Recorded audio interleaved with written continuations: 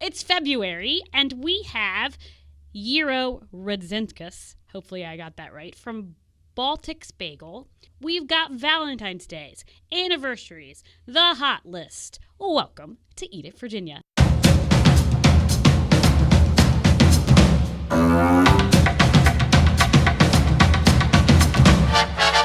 Hello and welcome to Eat It, Virginia. My name is Scott Wise, and I am joined, as always, by my friend, Roby Martin.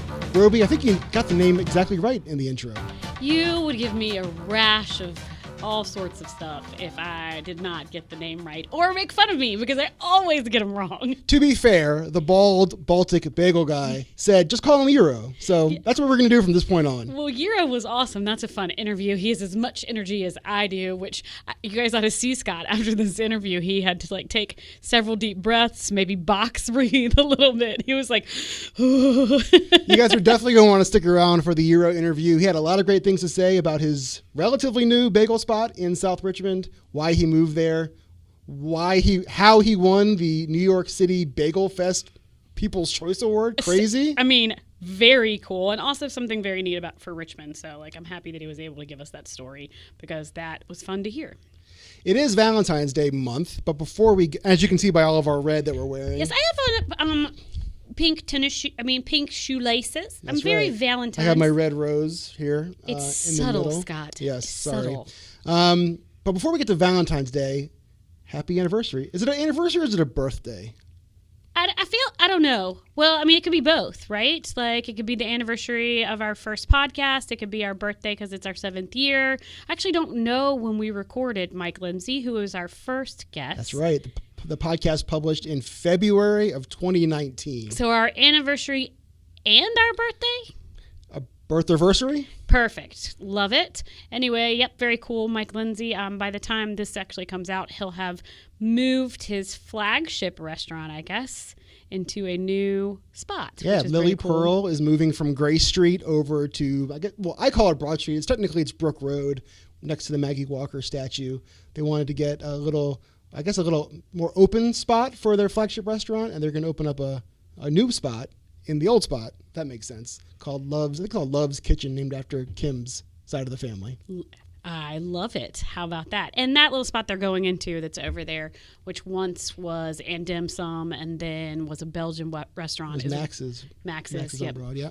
It's just a really cool spot. So you've never been in that building before? I have not gone. You've not? This will be the time to go, I guess. Oh, it's pretty. It's really pretty. Oh, I can't wait to check it out. Pretty is perhaps one quality that someone might want when choosing a restaurant to take their Valentine this Valentine's Day. Romantic, I think, but yes. Romantic. Well, in terms of, yeah, so I ask you, Roby, if you were my Valentine, or if I were your Valentine, no offense, Ryan, where would you want me to take you for Valentine's Day? So Valentine's is on Saturday this year, which is really, really hard for restaurants, right? Because they're typically busy on Saturday, and then Valentine's happens and they just get equally shellacked.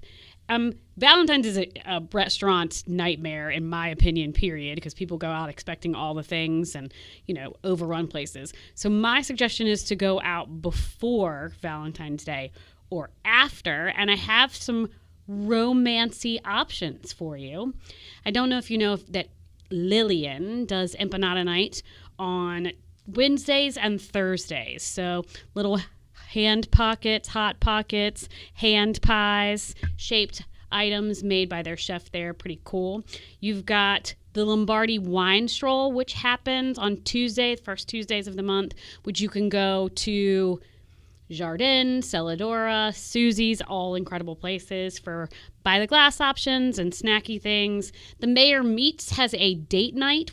It is less than $50, and you get 2 sandwiches and a bottle of wine and their amazing French fries, and that happens on Tuesdays and Wednesdays. And then Garnet's, which is, near me and has date night all the time. So you can go there and get 2 sandwiches and a bottle of wine or a pitcher of beer for less than $45. Those are my suggestions. Now, if you want to get real romancy, which I get, Chez Fouché does candlelight dinners all the time. They probably are going to put something nice on for Valentine's Day, but you might as well make a reservation now and do the candlelight / fresh flower / super, super cool environment that is. So you heard that, Richmond diners. If you see Roby and her husband at a restaurant right before or right after Valentine's Day, don't bother them. It is because it's our Valentine's Day. They're on the romantic Valentine's Day dinner. You know, like it might be the Wednesday, February 3rd, but it's Valentine's Day. I had to read those, Scott, because I don't normally do a Valentine's thing. So, hopefully they came out. Are you doing all right? Yeah, big deep breath. Let's talk about a hot list. I have a hot list. You have been to some restaurants since we last spoke. I have been to some restaurants since we last spoke. And you've been to some too. I have. And just to reset here, the hot list, tell the folks exactly when you say the hot list, what does it mean in your brain so they know what they're hearing? So they are the restaurants that are hot this month. So everybody's getting reservations. Everybody's talking about them. They're pretty new on the Richmond restaurant scene. I get this question regularly. Where should I eat that is new? Is it good?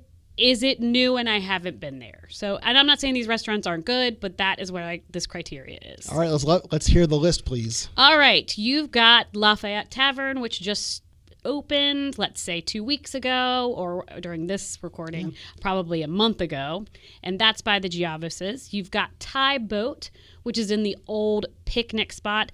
I have had so many people texting me about this restaurant. Apparently, the Thai food is absolutely excellent. You've got the Brooklyn, which I really, really love, and I think it's going to be one of the better restaurants in Richmond. And then lastly, I don't know if you know this, but there is a speakeasy at Slack Tide, which is in the Ballast area, where what was that? Blue Bee used to be, and that has little bites and really great cocktails. And there you go. That's your hot list. The last podcast we did a fun social video. It was 25 restaurants from Richmond Magazine. I don't know if you guys saw that on Instagram, but it's got a little bit of a reaction. So, with the hot list, can you give me a word or two from each restaurant? Maybe like a direction, perhaps, that we should go. I know you haven't been to Thai Boat yet, but perhaps you have heard from other people. So at Lafayette Tavern, you should definitely check out the bathrooms. Giavo's bathrooms are so well designed that it's worth looking at. And if I were to order something there, I would get the steak. I know it's not a steakhouse, but that's what they are saying you should do. At Thai Boat, there is a very Instagrammable, which is interesting that I'm saying this because I'm often against Instagram food, noodle dish that has like a crispy noodle that sits on top of things that are supposed to be really good. And I hear that the drink menu, which is huge, is still stellar. At the Speakeasy, almost any drink, the bartenders at the entire Cirrus / Ballast / Slack Tide / soon to have Fish Camp, because they're going to have a grab and go, are incredible. So definitely order a drink there. And then my last one was the Brooklyn. And I would order the Branzino. It is so pretty and it's so well done. And if you have an opportunity and there is a bread on the menu, definitely get that too. He's not calling it pizza, but it certainly does. It's certainly its cousin. When I went in January, I had exactly that. I had the Branzino, which was phenomenal, and then the anchovy bread, which came out and looked like a pizza. So it was delicious. It's round. So it is round. So you could probably call it a pizza, but it's a little bit different than pizza. So yeah, super, super fun. This podcast, folks, is a three-headed monster, really a four-headed monster. There's Nick, who's producing and directing in the corner. Thank God for Nick. There's Roby and I, your co-hosts, and then there's you, the audience. We always want to hear from you. We want to hear your emails. We want to hear your social media. You can email us at eatitvirginia@gmail.com. You can find us on social media, mostly Instagram at eatitvirginia. That's probably our primary source of communication with y'all. We did get some mailbag entries this month for the podcast. I'm just going to run through them, and maybe you can provide some answers. So Brock has a pretty serious question. Brock is very serious. Brock wants to know, is Big Focaccia making a move to shut down other breads in the city? Big Focaccia. Big Focaccia. Big you know what? It's there. A really real problem for Richmond. He asks, can we get some dips with sourdough? How about some pita triangles? I love focaccia, but I'm burning out on it. Maybe it's just me. There was a podcast recently where you lauded someone's focaccia. This is going to resonate. I think it was Megan's focaccia, wasn't it? Megan Phelan's. I'm telling you, this question is going to really resonate with our audience. I feel like they're struggling with the takeover of focaccia too. I haven't personally noticed, but you've noticed the big focaccia takeover? I mean, there's like like loaves of it here at Channel 6. It's just taken over the focaccias. It's all over the... Anyway, there's some really great focaccia in the city. There also is some really great other breads. So to answer his... If you would like to go other places for other breads that are not focaccia, we were just at Lafayette Tavern, and they served a nice warm French baguette. And then you could hit Nineveh, which you know I love because it has incredible pita. And then there is focaccia at Celadora, but she also does multiple other things like potato chips by Kea, and then Janet's other breads. So there you go, a couple places that are not currently succumbing to the focaccia trend. And it's not really a restaurant, but Sub Rosa recently reopened after their fire, so they can get you what you want. Idle you can get your bread Hands is fix going to up have there. a new location, so you'll be able to get your bread fix there. So all those things. We haven't prepared for this, but is there a reason why focaccia is so popular that you know of? Because it's delicious. Okay. That makes perfect sense. Travis would like us to add a segment to our podcast. Travis wants us to add a Richmond RVA Dine, Where Are They Now? Yes. He did segment. name some chefs that have been on the podcast, but we'd really rather know which ones you'd like to see that maybe have moved around or have gotten out of RVA Dine or have changed spaces in the dining scene that you're like, wonder what they're doing. So shoot us a message and we'll see if we can't connect the dots for you. We'd love to do that research. And Salim wants to know more about private equity-backed restaurants. He asks, all the top restaurants in the world have private investors. What about Richmond? Are there pros or are there cons? You and I were talking a little bit about this before we started rolling on the podcast. When I think of private equity, unfortunately, it's usually with a negative connotation. I think of like someone coming in and trying to like squeeze the turnip for all the, I don't know, whatever the metaphor is. Yeah. For all, it's like they try to do more with less and make as much money as possible. You're more connected to the restaurant industry than I. So when you hear private equity, what comes to your mind? Well, specifically in Richmond, we do have private equity that does, or just investors in general in lots of the restaurants that you probably frequent. I don't think that they're the least expensive ones that you go to. So I think maybe it's not quite the same. I often think that people put really bad, assess really bad thoughts about private equity when a lot of things that you do are backed by investors, right? Sure. So, yeah, I could list a bunch of places here in Richmond, but it wouldn't make sense because, if there is a bad notion, the last thing I want is for these restaurants to take that hit. Okay. Well, speaking of money, the guest that we're about to meet, Yero, comes from a finance background. He was telling us a little bit about his story. All finance economics major, then went to the CIA, was at Le Bernardin, did some Danny Myers stuff, a couple of Michelin-starred places, and now he's doing bagels in Richmond, and we're happy to have him. The cool thing, Scott, is I've been walking the dogs a lot more, just me, which I have 2 dogs at the house, and our nearest neighborhood market has gotten, probably has happened in the last week, 2 weeks, 3 weeks, I don't really know, that they've gotten our guest today's bagels, which, they actually do really good with the local stuff, and I love their local bread, but I saw Baltik's bagels and was like, yes! Neighborhood score. It's an amazing score, and you got to get there early and go often, otherwise they're sucked up by everybody else. So I'm happy to have Yero Rudzinskas. Oh! Nailed it. He's going to tell me that I nailed it even if I didn't, but... He was like, don't even try. Owner, right? Yep, Owner, that's right, yeah. CIA graduate, winner of the 2025 New York Bagel An Fest. extremely well-researched podcast. It's not. That's all we have. Don't ask us anything Okay, else. fair enough. This Still, that's podcast pretty is over. good. The rest is it's been a real pleasure. The rest is just us reacting to your answers. We just listen and react. Really? It's like therapy. Yeah. I hear you saying that you make good bagels. Tell us a little bit more about the process. It's labor intensive. Congratulations on Thank the you. huge honor. What goes into that? How does one win the People's Choice Award? First, one has to be invited, which we thought was the real victory. So being a year old or less than a year old, I think we were 8 months old when we were invited and had to kind of sample our process and let the organizers of Bagel Fest know what we were about. We were young, we were relatively unknown, and we were in Richmond. right, which is not known as the epicenter of bagel culture, or it wasn't at the time. We're getting there, and we're so excited to be part of that story. So just getting selected to us, I mean, everybody in the shop was jumping around, screaming Bagel Fest, New York. It was very exciting. And then, of course, we just kept plugging away. And then we had to get our bagels up there, which was tricky. We had to figure out what we were serving, which was pretty tricky, and get our crew up there. And so what we ended up doing was we've got a Mercedes Sprinter van that has very good air conditioning, so good that it will turn the entire van into a fridge with enough time. So I was there in like a fur hat, like 6 coats, driving up to New York, 5.5 hours, shivering because the van was a fridge to keep the bagels cool enough to bake and boil and bake off there in New York. And so we get there, and there's 25 of the most storied bagel shops. It's funny, but like in the bagel industry, these are titans, right? Such as Utopia Bagel, Modern Bagel, which is like reinventing gluten-free, Starship, which had won a couple times, Township Bagel in New Jersey. These are big, well-known bagel shops that just absolutely dominate the space and have in the bagel industry just well-known to be the absolute best. And then there's us, and we're like couple guys from Richmond kind of trotting around, but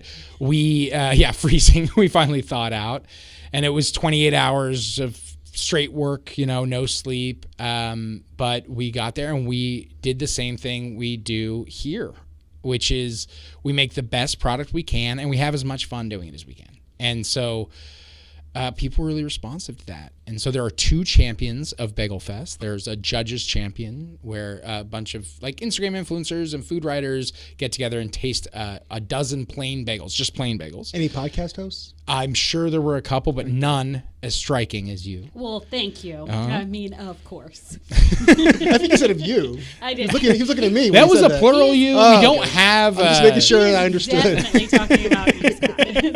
100. And so we were, and then there's the other champion, which is voted on by the 2,000 plus people who come. These are the kinds of people who would pay $150 for a ticket and drive out to Queens to just sample the latest and greatest in bagel technology and bagel servings.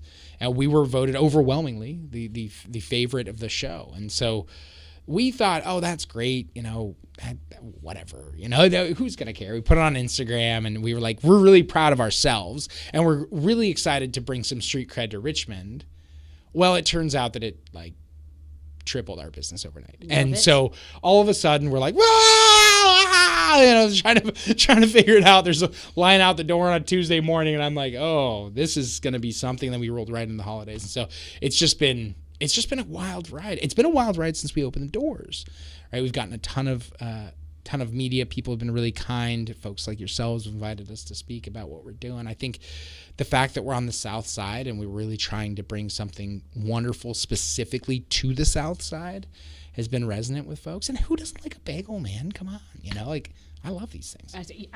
Why bagels? Like, tell me, you graduated from the Culinary Institute? Yeah, so I graduated from the CIA, and I studied economics at undergrad up in Cambridge, Mass. And I went into finance because I sort of, the first part of my career was in culinary. So the short of it is I go to the CIA and I work in the best restaurants I can find. So like Le Bernardin, 11 Madison Park, and Tabla, and the Danny Meyer Group in New York, and the Macchione Group for Le Cirque and Osteria del Circo in Vegas, and a couple Michelin joints up in San Francisco. And I run hotels. I'm like a fancy chef, but kind of wasn't exactly what I wanted to be. Wasn't getting exactly where I wanted to go. And so I kind of redirected, finished my undergrad, and studied economics, and then went into finance, kind of working in tech finance at Yelp, and then went to business school, and then became an investment banker and did, big multi-billion-dollar deals at Bank of America Merrill Lynch, and then kind of got recruited out to work again in tech as a senior, kind of junior executive, senior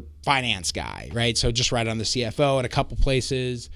And I just, Zoom calls just aren't as fun as bagels. They're not that great. Like, you think, oh, this is cool. I don't have to wear pants. And then all of a sudden you're like, I haven't worn pants in days. Mm-hmm. Is this what I should be all about? And the whole time, the instinct to feed people, the drive to do something tangible, and the real desire to just have a positive impact on people's day, right? To take their day from it's fine to, whoa, this is a pretty great day, kind of took me over. And we found this spot, has a drive-through. It's on the south side. It's perfect.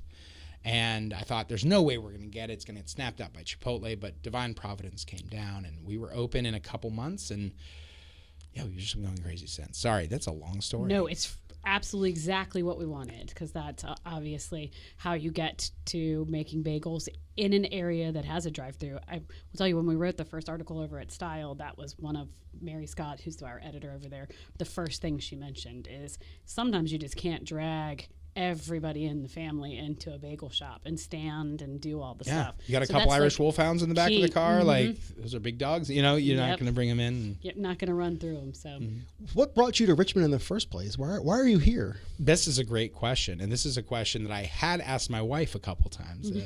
My wife went to U of R. We nice. met at business school in North Carolina, and she's a very fancy lady, and she does very fancy things. And I was fancy for a minute. Right until I started making bagels again. It's so nice to not be fancy. And so when you go to University of Richmond, something happens over the course of the 4 years where no matter where you live, you ask, oh, this is nice. When are we going back to Richmond? And so we lived in Charlotte and Denver, and we'd spent some time in California, and every time I was like, oh, look at those mountains. When are we going back to Richmond? And oh, the Pacific Ocean, beautiful. When are we going back to Richmond? And eventually we came back to Richmond. Nice. And so I mean, it's just been an incredible journey, and it's such a cool place. It allows you to be part of a story, which is special, right? Because Richmond's dynamic; it's changing, and things are opening and things are shutting, and you can be part of kind of the story of a thing. And I think that Baltics has kind of earned the right to say we're sort of part of the bagel story here in Richmond, and we're really excited about that. We wouldn't be able to say that if we were in New York. Sure. Well, I don't know. It seems like you've made a way for yourself in New York with respect to showing up for the first time and winning an award. So sure. I don't know if I'd sell yourself short. You don't keep on going. It was neat that we won, and then second and third places were both New York bagel shops. Sure. And I have heard on the street that you're thinking about an expansion. So we'll get into that in a minute.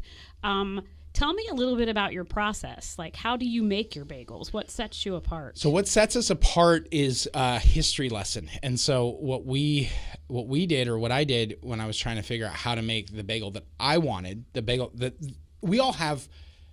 Think about pizza. Think about the pizza that you think is perfect, the perfect slice of pizza. And for me now, it's Sorch, because Sorch is so good. It's like taken over that piece. But your perfect chocolate cake, your perfect whatever the product is, you have an idea of what it feels like when you bite into it, the level of moisture of it, the level of crunch if applicable, how sweet, how savory, how dense, how chewy. And I have this kind of platonic image of what a bagel should be. And the thing is, most of the time you get a bagel and it's not that thing.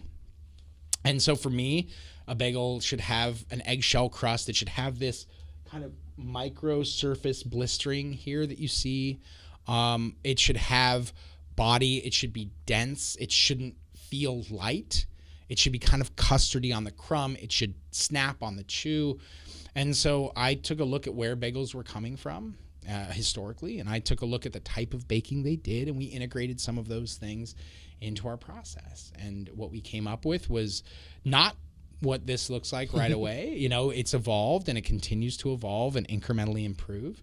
But it was a really good bagel to start out with. And it was great to join the other really good bagel shops here in Richmond, right? Because we do have and have had some really great bagel shops. Nate's and Chewy's and Cupertino's. And these are great shops. And we're excited to be among their company. But that our process is, these bagels started their life, it is Tuesday. So they started their lives on Saturday. Okay. And so we do it pre-ferment, and then long fermentation where these just kind of sit and they mature, and then we boil them and bake them, and they're always baked fresh at Baltics. We bake throughout the day. A lot of bagel shops, someone comes in at 2 a.m., bakes up all the bagels Shovels for the them day, out. Mm-hmm. and by 7 a.m. they're gone, and whatever they sell that day is what they sell that day. Our bagels are coming out of the oven on a rotation throughout the day. So, most of the time you come into Baltics and you get a dozen, a couple of those flavors are still going to be hot out of the oven. They're always going to be fresh. And if you go to your market, those bagels were baked the morning that we delivered them. I love it. What does your day So look yesterday like? morning. It's so I've got 2 young kids, so it's a war zone, man. How it's a great, how old are they? They are 1 and 3. So yeah, pretty young. Yeah, and my wife travels. She's a consultant, and so she's like in some state right now that I'm not even sure where she is. One of the 50? Yeah, one of the 50. Oh, good, yeah, good. exactly. Yeah, somewhere in there. And so it's kind of always a balancing act. But I wake up at 3 a.m. and I go to sleep as soon as I possibly can. But it's great. It's totally worth it. You know, that was the big adjustment. Now, are you the actual baker? Have you hired a baker? Is it a team effort? At this point, it's so much bigger than me, right? Okay. So we've got someone who boils and bakes. We've got a guy named Corey who's been with us since day one. Randomly just showed up on our first day and said, "I think I want to work here." I'm like, okay. Divine intervention. I Sounds would like love to I would you. love that because right now it's just me and another guy. the bagel angel. I think it's what they call that. exactly. And so he's been instrumental to our success. And so we've got a team that does the dough, a team that does the boiling and the baking, and a team that does making sandwiches up front. But I'm in there. I changed my shirt because I was covered in flour. We appreciate that. I wanted to be We respectful. would have taken him either way. Yeah, you're picky. I'm not. It's fine. That's nice. I like that about you. So walk me through the types of bagels. So All there right. are a few different types, or more than a few, but like the most well-known are the eggs and the not eggs. And Yeah. then a bialy, which is not technically a bagel. And then you have something called a softie, which is new Totally. to me. So tell me about those from a bagel expert. So most bagel shops have a base dough and then they put toppings on it, right? So and everything has garlic and salt and sesame and blah blah, and a sesame and sesame, and a poppy has poppy. We have a few different kinds of dough, and we have a few flavors that you're only going to find at Baltic. So the first thing is the softie, which you just mentioned. So that's this delightful yellow cast sort of guy yellow here. guy. Yep. Yeah, so I early on, I thought we've got a problem. Bagels have a problem, and it's a problem nobody talks about, but there's a problem, which is you get a bacon, egg, and cheese on a really good bagel, not like a grocery store bagel, not a Costco, but like a really good bagel that's got a crust. You take a bite, and you hear the crisp, and you think, oh, this is going to be so good. And you bite down, and the egg, you look down, it's in your lap. Everything slides out. Slid right out because the bagel is a little bit too toothsome, and now you're doing laundry. And you're also like eating eggs out of your lap, which is cool. I'm not here to yuck Lap yum. eggs are going to be the rage in Absolutely. I 2026. feel like it's the big trend for Yep, 2026. a little pepper and salt in the car, and you're good to go. You could actually pre-salt. Oh, good call. I'm and then saying. you know what? Then laundry is going to be done anyway.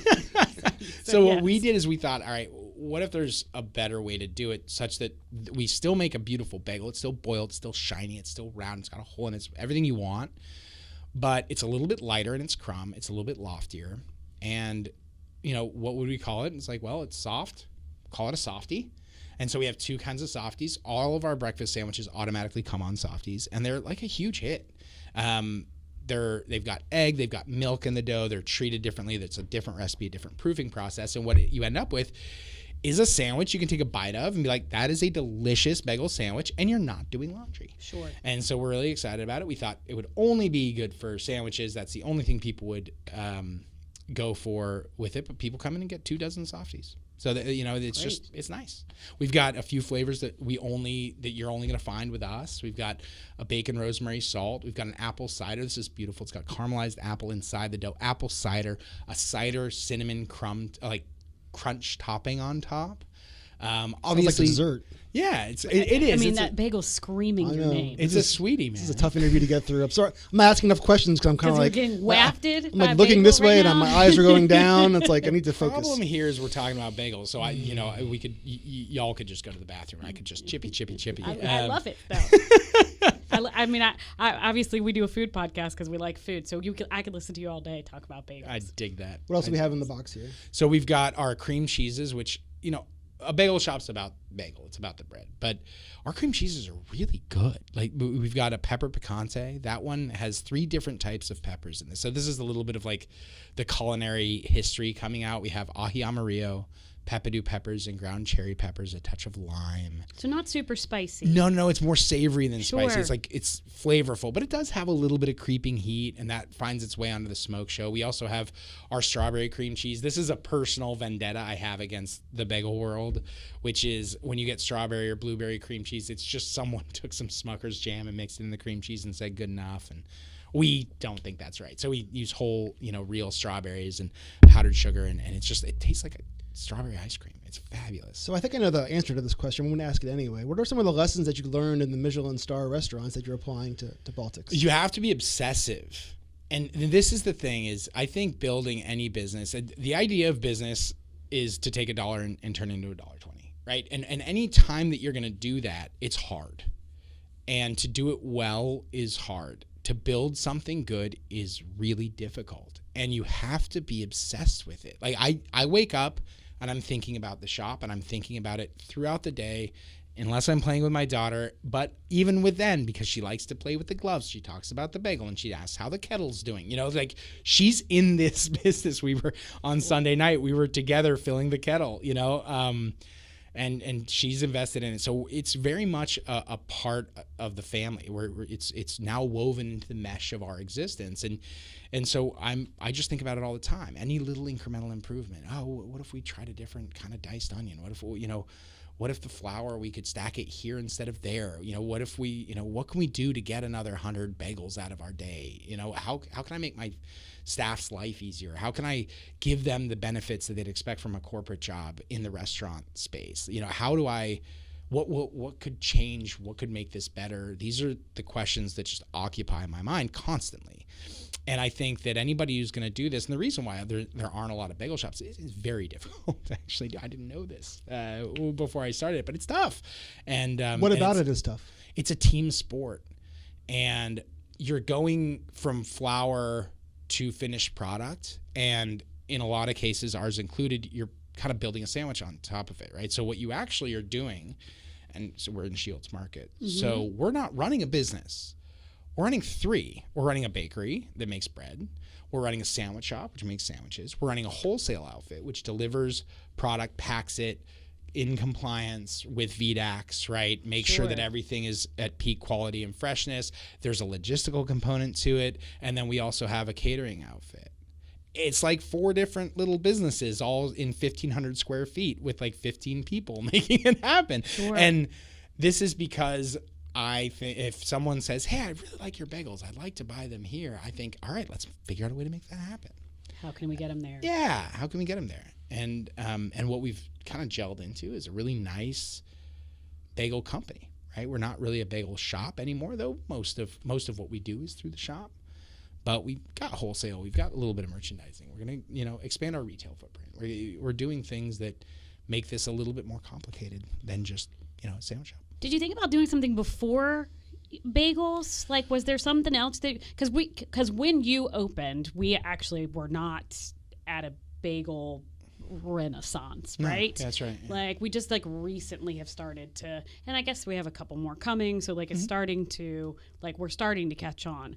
Did you have something else in mind before that? Yeah, I only think about restaurant concepts, right? And I've got 3 or 4 or 5 rattling back there, and I'll probably do a couple of them. Right now, Baltics has this tremendous runway, and so we're going to do that. But for me, I think you're right, and that's what made it exciting. Was we had 3, 4, maybe depending on how you define it, artisanal bagel shops for a metro area of 1.3 million people. That's the size of San Diego. The idea that we had 3 bagel shops, it was ridiculous. I come from a town called Petaluma, California. That's where I was raised, in Sonoma County. It's beautiful there, and if you're ever there, you should go.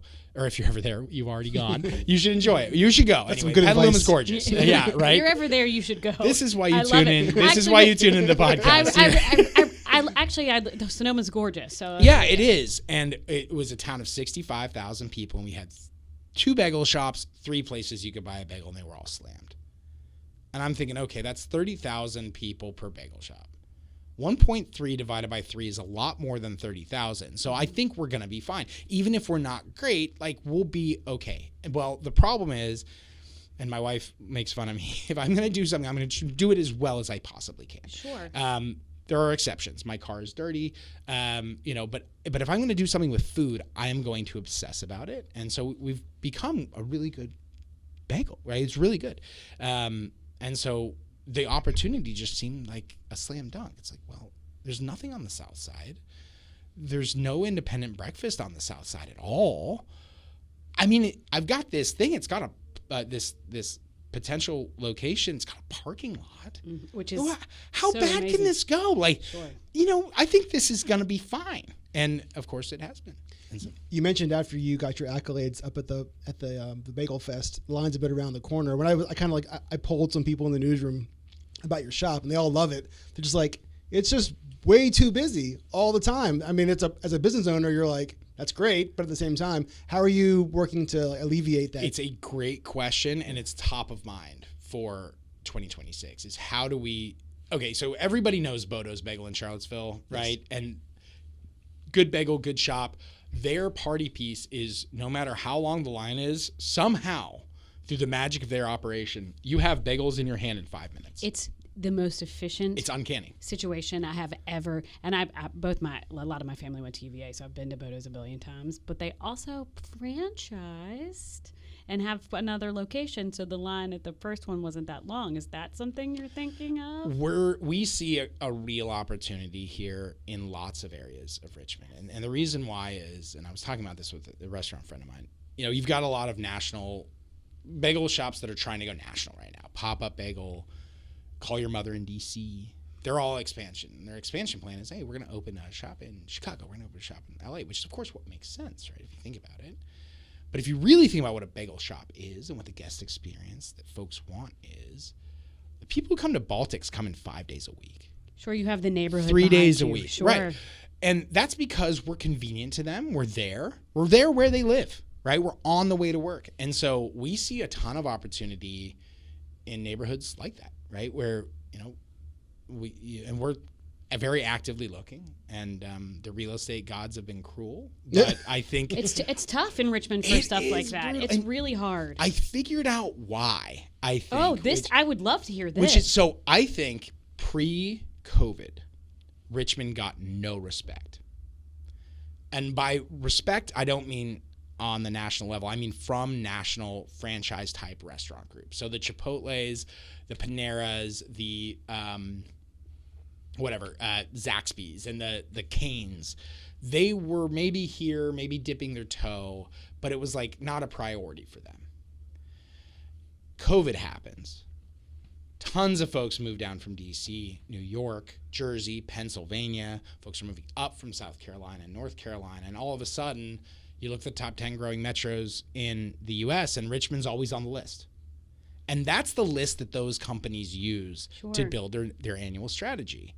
So now all of a sudden, there's a catch-up of, look at Raising Cane's, right? Like all of a sudden, there's a bunch of them here. Torchy's Tacos and all these kind of national or pseudo-national operators that are just kind of rushing the field because there's a catch-up. And so guys operators like myself, we get kind of caught in the middle where you have national players who are looking for every carve-out, every great location and snapping it up.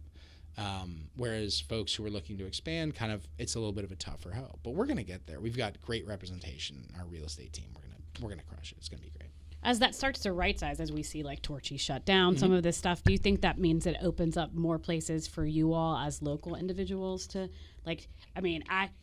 I look at your neighborhood where you are, and I think it's a wonderful place for you to have moved into because you do have all the things that particular neighborhood looks for, plus there was nothing that is even remotely similar to what you're doing.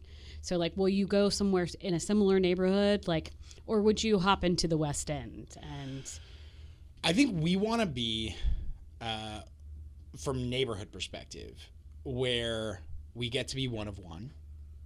We want to be somewhere. All right, let me take a quick aside. When we opened up, second day, we did free bagel day, right? Free bagel week. For a week, we gave it away. At 3:00, I'm shattered outside because I didn't know what I was getting into. And we just served, 250 people, which seemed like a lot. And now it's not, but at the time it was. And a little girl comes out, I'll never forget it, with a piece of paper covered in orange ink, both sides. And she hands it to me and maybe says congratulations or something like that. And it's a treatise on why we should be open until 4:30 because she wants to come after school. Oh, I love it. And I was, even through the haze, I thought to myself, I think we've tapped into something here. Sure. Right? There's something special happening, and it's right now, and I get to know that it's happening when it's happening. So we want to be in neighborhoods that are like that. And there aren't that many of them, I'm sure, but we'll find it. What we see ourselves at is we see ourselves as kind of a 60% bagel shop, 30% community center, and 10%, just madness on a Saturday, right? And we want to go places where that can replicate. So I think Richmond's a great space. Not going to be in Carytown, right? Like that's not where. Oh, why not? Yeah. I mean, I think you would do great in Carytown. Yeah, I mean potentially, but I see there's just so much opportunity all over the place. Yeah, well, I think that there's a ton of room for more bagels, especially. I mean, I know we have some. Did you eat all around? Yeah. I mean, I was a crazy person. As I said, I'm obsessive. So I went to every bagel shop. I measured how many grams they were. I measured the circumference of them. I measured the loft. The weird bagel guys coming in. I mean, how many times did you go to a bagel shop that they got your order wrong? All right, so this is a list. I have a beef, y'all. It's hard. I have a beef. Oh well, if it's with us, we probably. It wasn't with you at all. No. Okay, I just think that sometimes it's weird with bagels in Richmond. I feel like they're like, oh, we just want you to eat what we want you to eat. Yeah, I feel like people probably would say the same thing about that about us, because we do get notes being like, hey, I ordered taters, they weren't in the bag, or I wanted bacon on this. We try, and I think everybody does. The problem is it's a modular concept, right? So it's like you can choose the bagel, the toppings, sometimes the way those toppings are prepared, and there's a lot of steps to it, and so a lot can get lost in the shuffle. And that's why we really want our pre-designed sandwiches to be really compelling. So we've got like the triple BLT. It's bacon, lettuce, tomato, and Duke's mayos on a bacon rosemary salt. It's like, who's not going to want that? Right. That's a great one. So if you're thinking about building your own kind of colder bacon sandwich, you're not going to do that. You're going to get the triple BLT. We're going to know how to make it. Great. And dialed in. If you're going to order a bacon, egg, and cheese, you're not going to do that. You're going to order a River City Sunrise because it's got a little scallion cream cheese on there. It's on a softy everything. It's got soft scrambled eggs, melted cheddar, bacon, or sausage. Like, okay, come on. That's what you want. Yep. And we know how to make that one. Whereas if you want a lemon pepper bagel with pepperdew peppers and lettuce, and it makes it a little bit more. Why do you offer that option even then if it's close that comes up that works? I thought about it. Yeah. And I thought they're not, there's an expectation here. Yeah. When we were talking about other concepts, and this kind of dovetails, I had a lot of them, but the nice thing about bagels is people know what they are. There's an immediate emotional, visceral reaction to it. Mm-hmm. And so I don't have to say, it's sort of like a pulled pork sandwich, but it's different, and it's, it's got mustard on it or whatever. It's like bagels. So like, oh, yeah, I know what those are. I like those. Mm-hmm. I know what those are. And but with that comes this expectation, right, of, well, I know what that is, so I expect I should be able to build my own sandwich. And people do, and it's a nice thing. There's millions of different permutations that you can build. But yeah, there's certain things that as a bagel shop you just have to have. You have to have ketchup and salt and pepper because people from the Northeast are like, what, no pork ketchup? roll? We don't do pork roll, but we didn't have ketchup for the longest time. And people were like, are you kidding me? On Like, a is this a joke? Egg No sandwiches, ketchup? you Like, mean? yeah. Okay. Ketchup, Yep. bacon, egg, and mind. cheese with ketchup, salt, and pepper. Hot sauce too. Ketchup and hot sauce? Sometimes. Wait a Oh, minute. yeah. Depending on how I'm feeling. Wait a minute. Let's walk through this. Yeah. What is your go-to bagel order? I mean, if it's a breakfast sandwich, it's bacon, cheese, egg, hot sauce, and I might dip it in ketchup too, maybe. What's your go-to bagel sandwich? Ooh, it's our Snowbird, which is a toasted everything. I'd probably switch it out for a sesame or plain because that's where I am right now. Our really nice, never been frozen Nova Lock salmon, plain cream cheese. I might sub that for scallion or even our garlic herb, capers, tomato, onion, and just smoked salmon delight. I just can't get enough of that. Served open face too, which is so important. Because you want the first thing to hit your gums to be that cold, smooth salmon. Ooh. And then you get to the crunchy bagel, and then the kind of creamy, unctuous cream cheese comes in. Then you've got the capers going and the onions going and the moisture from the tomato throughout. And it's like, could it be better? Can it be any could better? it be any better, I ask you? I love it. That's my go-to, yeah. So there's a whole big thing about like whether or not bagels should be toasted or untoasted. Where do you sit on that in the whole...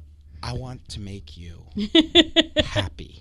So Do you're you know not, what I mean? You're not a bagel purist. I want to make the customer happy If purist. you want ketchup on He your likes eggs, what you like. Yeah. let's go. If you want to scoop the bagel, I mean, we'll do it. You know what I mean? We've done it before. But this goes back to the emotional resonance of this product, right? Nobody is sitting here talking about whether or not you are morally opposed to toasting a scone. No, you're right. Nobody, but bagels, man. People get wild about it, right? I mean, I don't know if you've ever heard of a website called Reddit, I but mean, the bagel no, that's conversation news in to me, but I'll check it RVA out. and Reddit is like, whoa, everybody needs to calm down and eat a bagel. It's like press the brakes. You do not toast bagels. That's the big controversy right now. Well, so it's apparently like a big New York thing that you don't get bagels toasted. Well, I'll throw that bagel straight out the door. I want to toast. I do. We toast hundreds and hundreds of bagels. You know what? I'm not in New York. Yeah, and also, I've gotten toasted bagels in New York a million times. I don't know where What's this the came argument? If they give something about the integrity of the The bagel. argument is if it's fresh, it doesn't need to be toasted. Yeah, okay, it doesn't need to What be. does that mean? It also doesn't need cheese on it. It doesn't need cream cheese on it. But if you want it, and you're paying the money, shouldn't you get it? Whatever you like. Whatever you like. I swear, I'm like, good gosh, guys, don't.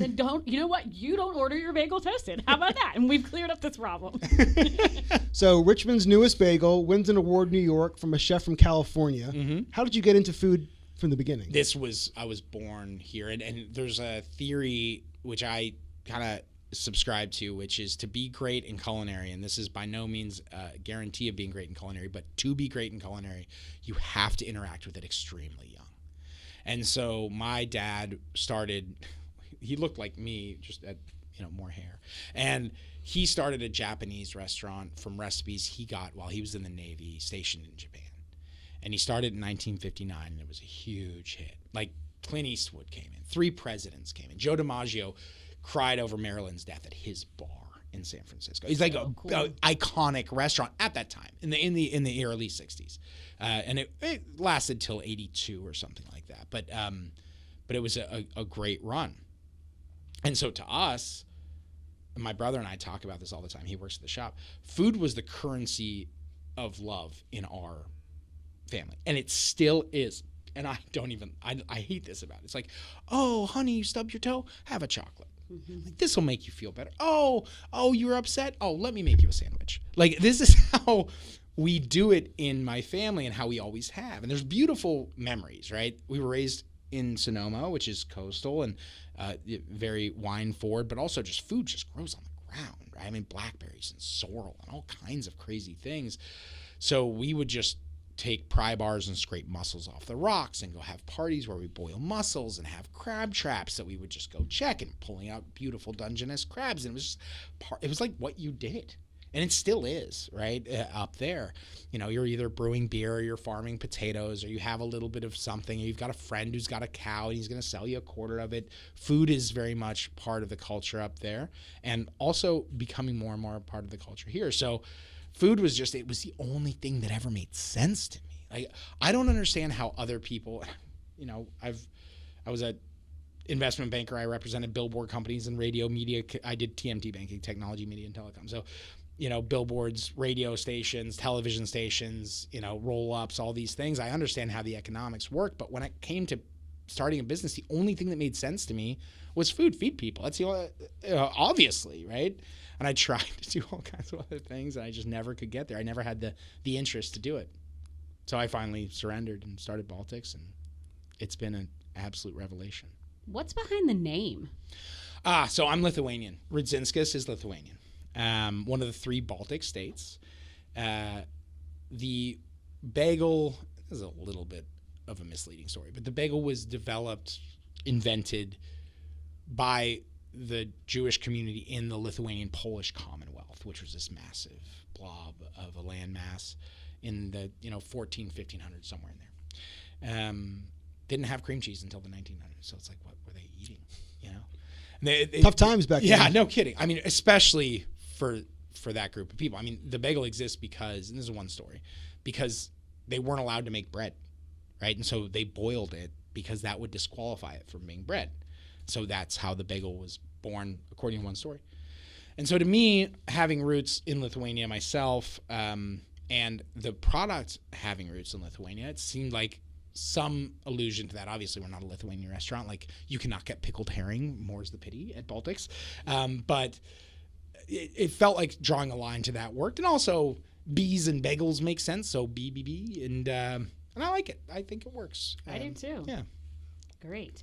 Well, you have questions. Yes, we have a new segment. We're gonna break the ice on a new segment. You're are our the first. You're our guinea numero pig. uno of our new Do segment. my guinea pig Yes, face. settle in, man. We call it 6 questions for Channel 6. questions, that's 6. Oh, nice. I get Yeah, it. Good thing we're not Ring Channel for it. 12. You We'd be here all day. Yeah, you'd have to get a sleeping bag. Channel Settle in. 45. Should have brought a lunch. All right. How do you take your coffee? Black. All right. This Black. is a great segment. Yeah, no, it's super great. So actually, Same. I mean, I don't understand why everybody takes it differently. So coffee's very much on my mind right now because our coffee program's sort of been not our strength. And so we're partnering with Afterglow. Favorite one here, nice partner. Great folks. And they sell a ton of our bagels and it just makes sense. And so we're actually getting our first delivery of Afterglow coffee on Wednesday, tomorrow. I'm super excited about it. We're also going to be developing kind of a Baltics blend of coffee. So coffee's very much top of mind. Nice. In the first question, look at that. It's all kismet. Perfect. Is it you a light, medium, or bold? I'm like a between medium dark, and I don't personally go for the citrusy jam. I'm like a chocolate roast. Is that am I using the right terminology? You're doing all the right things. How many cups a day, you think? So I just started drinking it again. I was taking a hiatus, and so I drank a quart of iced coffee before I got here, which is probably why I'm so chatty. We like it. Yeah. So as a line cook, you're taught to drink out of quart containers, so you don't. So what's you that? Put the top on. 4 cups exactly. Yeah. So 4 cups today, I guess. So you prefer it iced, not hot? Today. Okay. Just today. Yeah. That was the first question. Broke it up into several parts. This is the second one. Okay. What music do you listen to in the kitchen?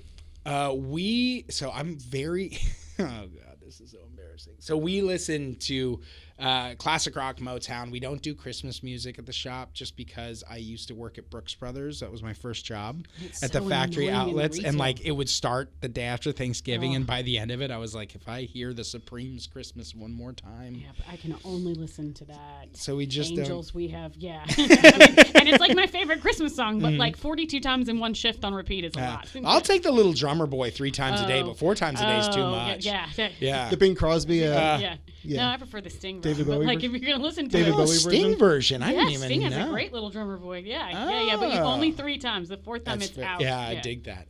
So classic rock. How about you? How about in your kitchen at home?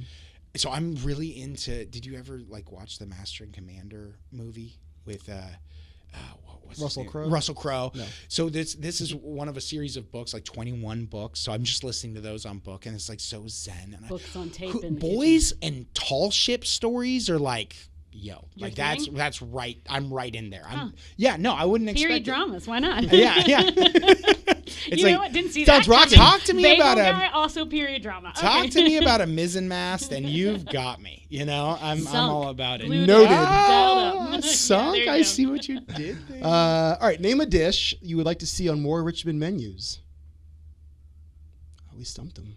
I think that Richmond has an absolute lack of good pastrami, and I think that pastrami is a very specific thing. Drop. Keep going. I want to hear. Yeah. So there is good pastrami here. Like you go to Pearlie's, it's good.